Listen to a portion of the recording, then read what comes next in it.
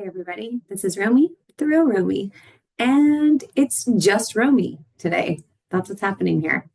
So I decided to come on here and just kind of get into some of the questions that everyone's been asking me. And I get a little uncomfortable sometimes when it's just me and there's not like somebody else to talk to because I love talking with people. And like a big part of this YouTube page and this whole project that I'm doing is just having like really raw, like good conversations about people's identities and like their stories and their branding and like how they got there and how they created it and what they identify with. I think it's really important to me because, as most of I did reality TV when I was younger, and I don't know, my journey with identity was just let me kind of get into it a little bit. So this explains a little bit more why I got into like identity coaching, created this page. Um, when I was younger, I always had a really hard time with identifying as Mexican. So that was where it first started for me. My mother is white, my father was Mexican, and I was raised more at a younger age around my mom's side of the family, who was all like these white people, right? And I always just felt different. We would take like family photos, and like I would stand next to my blonde, green-eyed mom, and I would look dark, right? Like just super dark. And I remember having like a initial um realization that like how I was seeing myself and how I was identifying was not feeling good. I remember one time my mom found me in the bathroom and I was like trying to scrub my color off of me, which is like so heartbreaking that a little girl would feel that way, right? That I felt that way. And then when my mom got married to my stepmom, we moved up to Pasadena. We had this like overnight,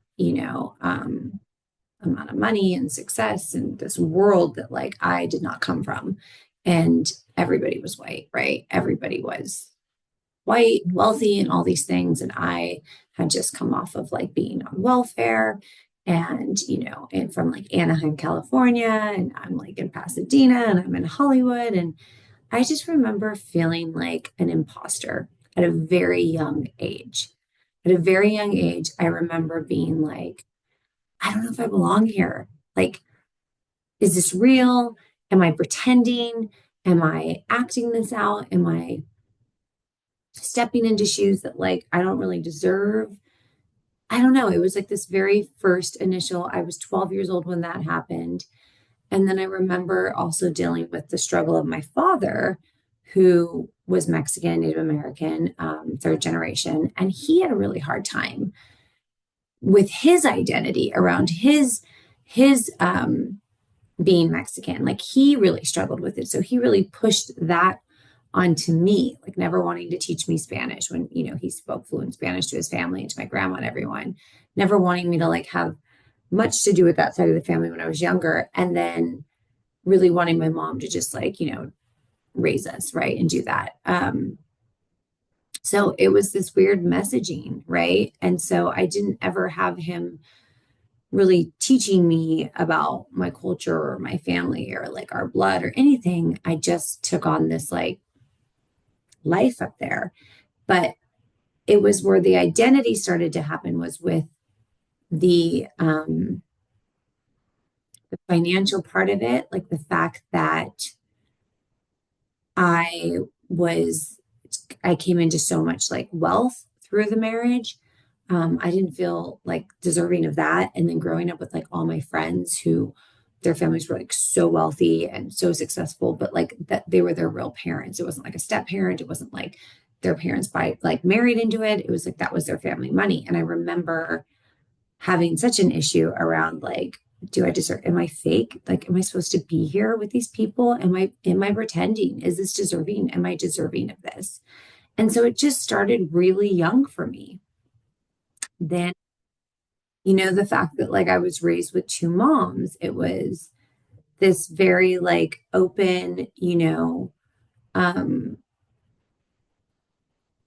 like lifestyle and relationship. And I was like, we were in the music industry, and my stepmom was like, had all these artists around all the time. And it just was like put into my reality, into my space, into my life that like love and sex and everything could just be whatever we wanted it to be. We also grew up in a home of faith. So my stepmom also raised us in Christianity. So there was like the identity to we're Christians, we believe in Jesus, we go to church, our church is accepting of this, but we also um, are like this gay home, right? And again, it was like we would go out, and this is like early 90s, right? I graduated high school in 2000. So I remember every now and then feeling like families were looking at us, trying to figure out my stepmom because she was dressed like a man. All this, she identified as that. So I also grew up with her being a parent who raised me, identifying as more of the man, the masculine, me knowing that, she's a woman, but like watching her step into that identity, and that being who raised me as the more like masculine part of our home, even though I had relations with my father. So again, being introduced to this, like, you are who you want to be. This is what you want to be. Like, this is your identity. So all of this is like shaping my journey of like who I'm going to be, right? And like what I'm seeing, what I'm learning, and what is around me. Because as kids, we're taking in everything. We're watching everything. It affects every part of us. I know this as a mother, and I'm aware of it, and I'm super hyper aware of it because I am a mom to a little girl, and I remember being her age and like what she's taking in. So, as I'm going through like my high school years into my college years, I'm just really open to being whatever I want to be, but also not realizing that I'm really struggling with like my own identity, right? Figuring out what that was, figuring out if I was into women, if I was into men, was I into both? You know, was I trying to be white and not Mexican? Was I trying to like hide that part of me? I took my mom's last name when I was in grade school so that I could fit in and be connected to her and not be so obviously not like her in the family. My birth last name is Garcia. My name is Romi Marie Garcia by birth. And my name Romi was a nickname to my grandma, Romi, whose name was Romelia. And so I just really like whitened myself up, if you could say, like in my identity journey, right? And then opened myself up to just all kinds of love through what I was being exposed to. And then landed on a reality show, right? I landed on a reality show, and I never auditioned to get on that reality show. I was living my life. It was after my father passed away, not dealing with the passing of him, not dealing with a lot of my childhood stuff. And I was exploring like my sexuality. I was ignoring a lot and drinking a lot, and then identifying as like the party girl, right? I was a makeup artist in the city, in LA, in West Hollywood, dating women, and then started to throw girl parties with some of my best friends. We created a really successful group called PYT, and we threw some of the best girl parties at the time in West Hollywood. And through those parties getting bigger and people like coming and catching on, and I was like the girl that had the cigarette box, and I would like dance on the tables, and like I would get like drunk, and I was like the one that was like the party girl of the group. Like everybody had their role. Like someone did the money, someone was a DJ, someone handled the door, somebody was me who was like the one that was just like going around and socializing with everyone. And slowly that became my identity. Like that is who I am, that's who I needed to be. But like on the days I didn't want to be that, or the days I wasn't feeling that and knew I had to show up as that, it was where the drinking started to come in that allowed me to just say, okay, I'm going to drink, and I'm just going to put on a show, and I'm going to give people what they want. Even though that wasn't where I was, right? And so when you continue to act and put on and step into these shoes of something that people want from you, it becomes your identity.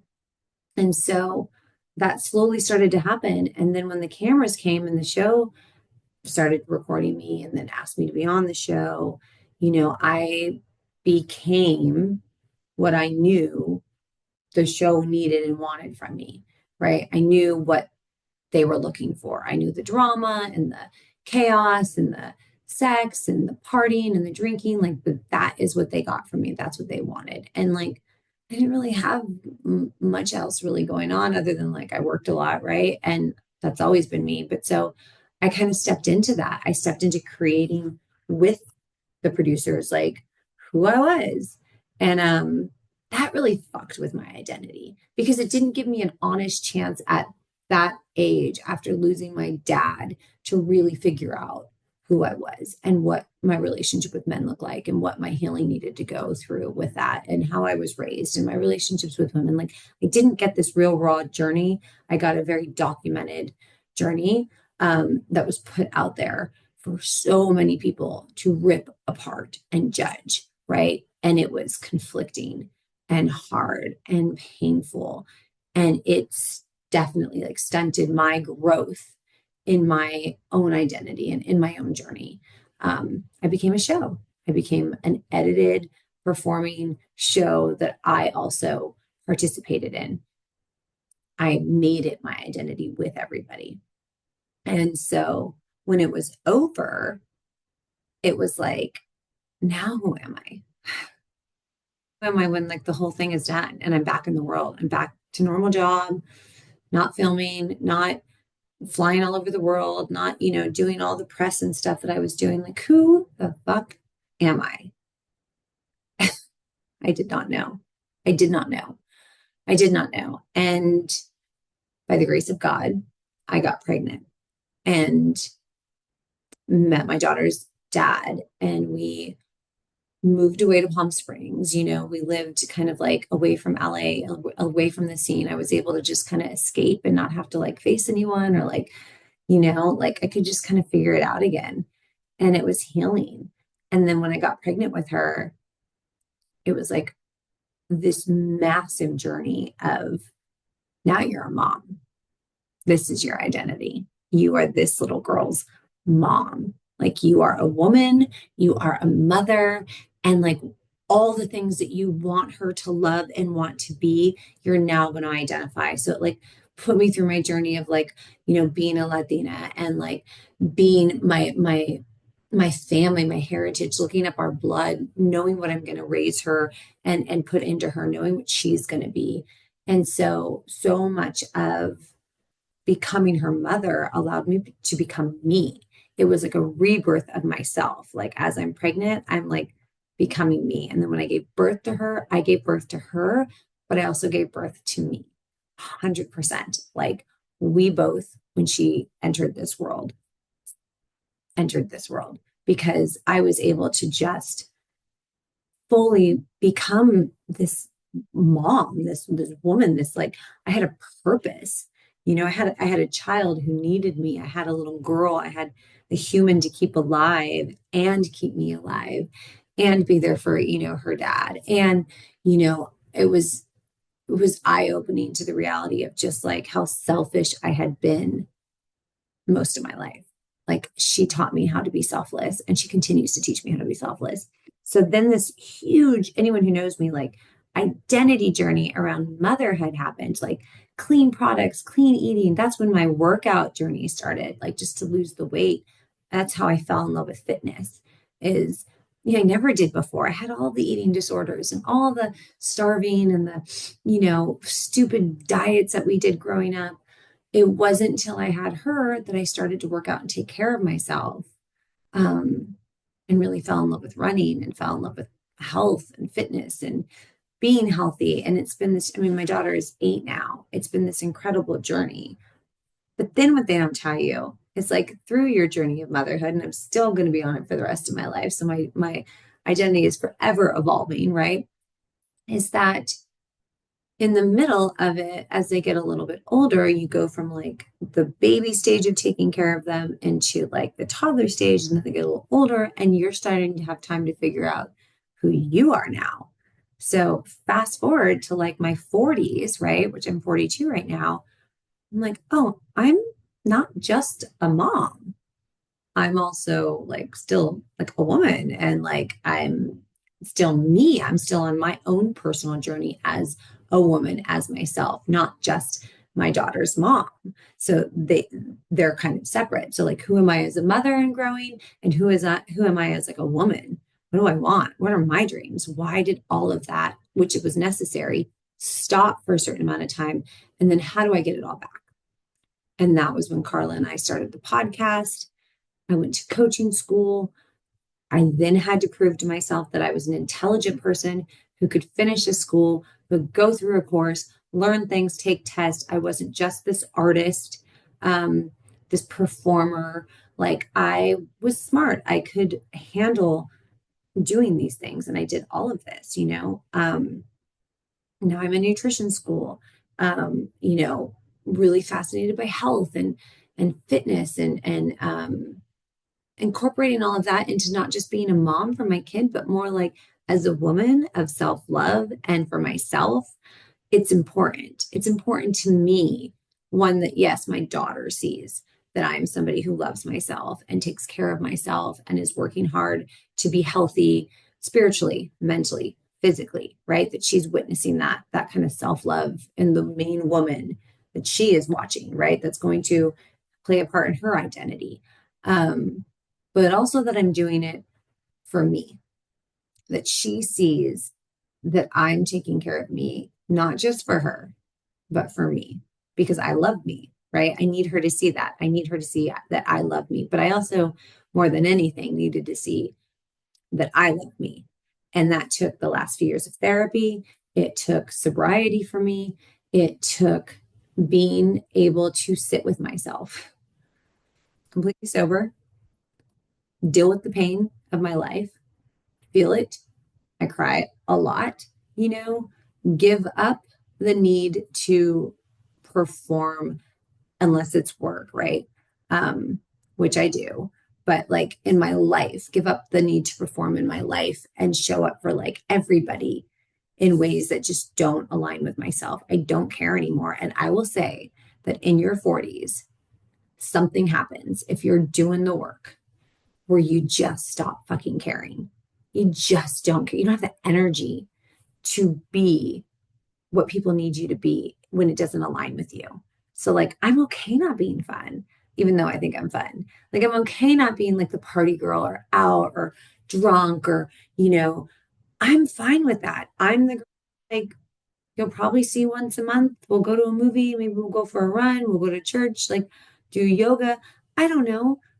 I love you, but like I don't have the energy. I'm in school, I'm coaching clients, I'm working out, I'm being a mom.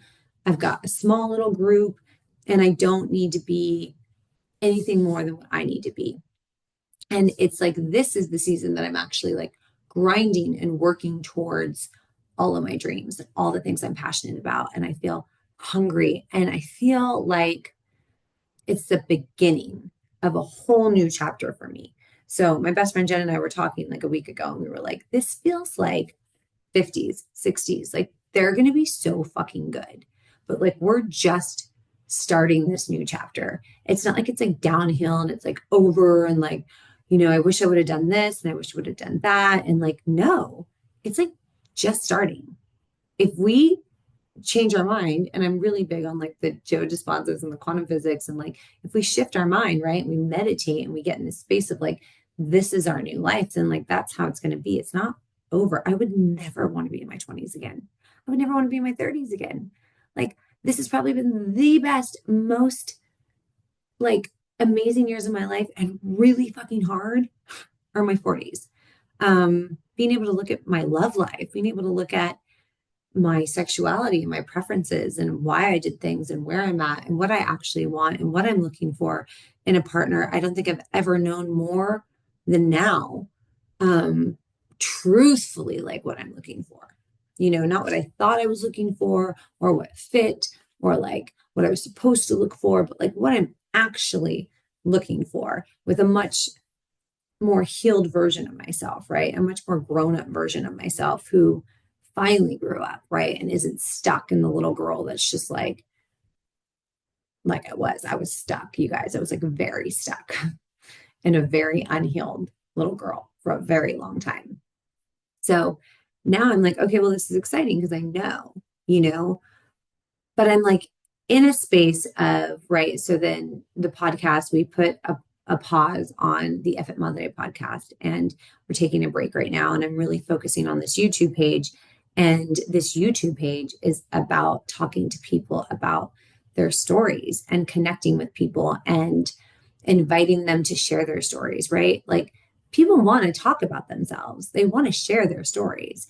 But how many people are really asking them, right? Unless they're like famous and, everyone wants to know everything about them. But like, what about just everyday people doing amazing things, artists, talented people, creative people, people putting time and money and energy into their brands, into their business, into their own identity?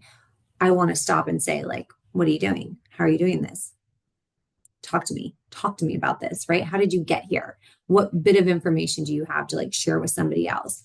Because we don't stop enough and like really fan over the people around us, right? That are right there. We have all these like idols and people, right? That we do. And even in a political world right now with like the election and everything and how people make these people like fucking gods, right? Let's not do that. How about that? And like let's just look at the people that are like actually doing a lot in our community and talk to them, and figure out their stories because it helps all of us. So sometimes when I'll post something and somebody will be like, that really hit me. I needed to hear that. I needed to feel that. I needed to know that like someone's out there feeling the same way. Like it's that we're relatable, right? We have become so obsessed with creating identities around social media, filtered and like all of us, right? All of us. This is the world we live in. So don't act like you don't do it. But like creating these images and the identity of who we are and how we're going to present ourselves to the world in a very curated way through social media. And then we at times get lost in thinking that that is us, when in reality it's just the work of us, right? So, like, how hard is it for us to really sit and figure out who are we? Why are we doing these things? What is our purpose? What is our why? Which is like one of the questions I ask so many of my clients, like, what is your why? Why are you doing it? Because as we know the quote, if you know your why, your how is so much easier. It's so much easier. How you do it because of why you do it is so much easier.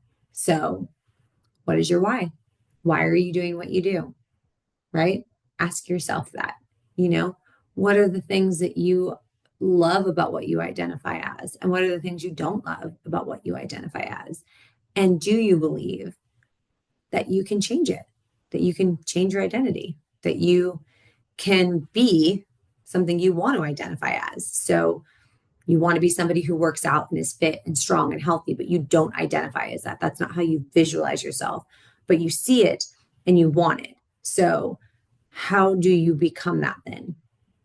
Because you can, right? I've done it. I've done it many times. I've watched people do it. I've helped people do it. I'm helping people do it. But you have to create that shift, right? That's what you want to be. That's who you're going to be. That's who you are. And then you have to step into it, do it, make the moves, believe it, right? So when I stopped being held back by my own walls and restrictions of who I was based on the identity that I had created for myself since I was a little girl, when I stopped with all of that, I was able to become who the fuck I wanted to become.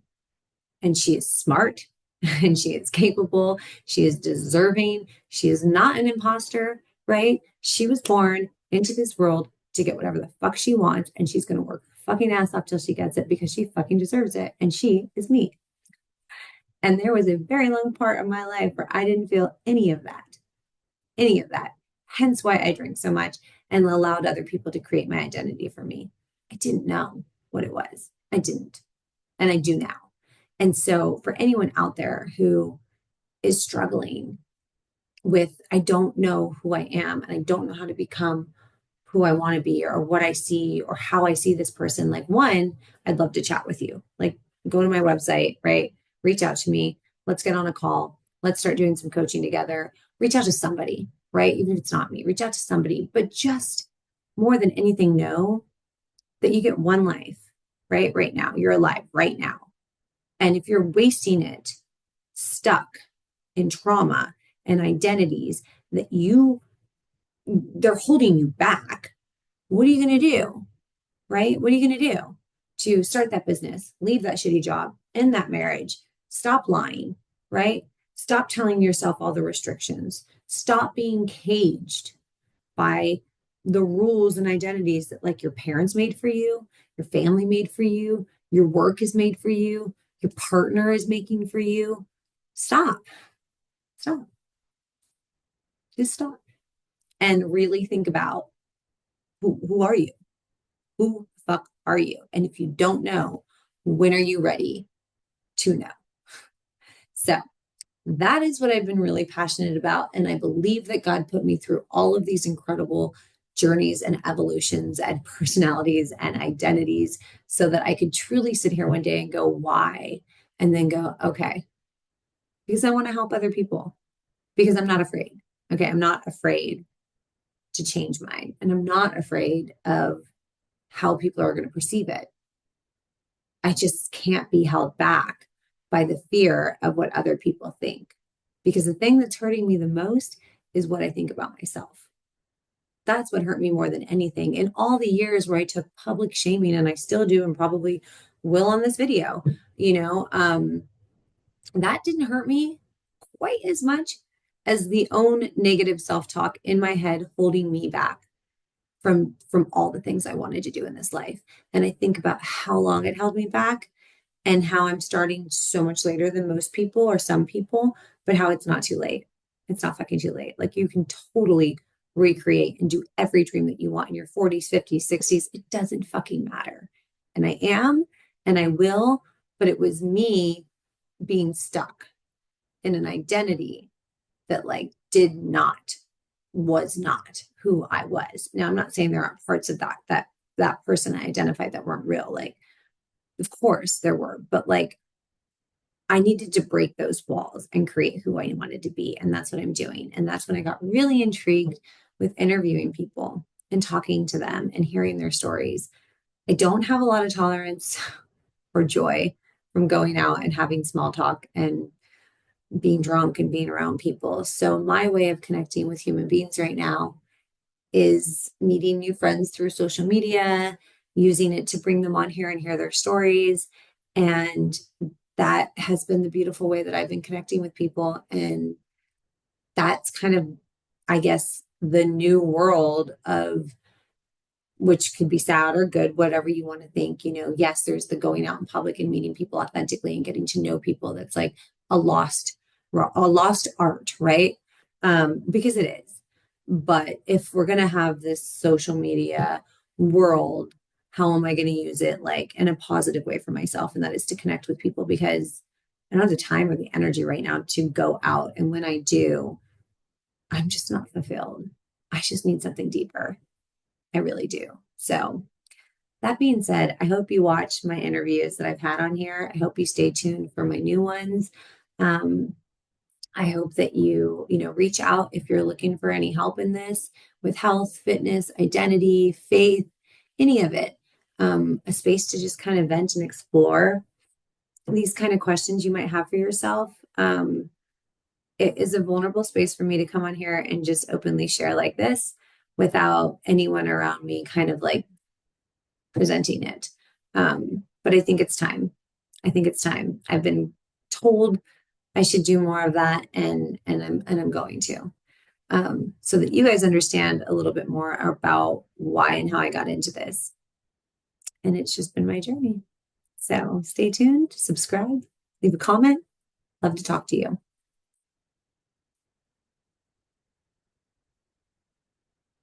Now I have to close this from recording, and I don't know how. Oh.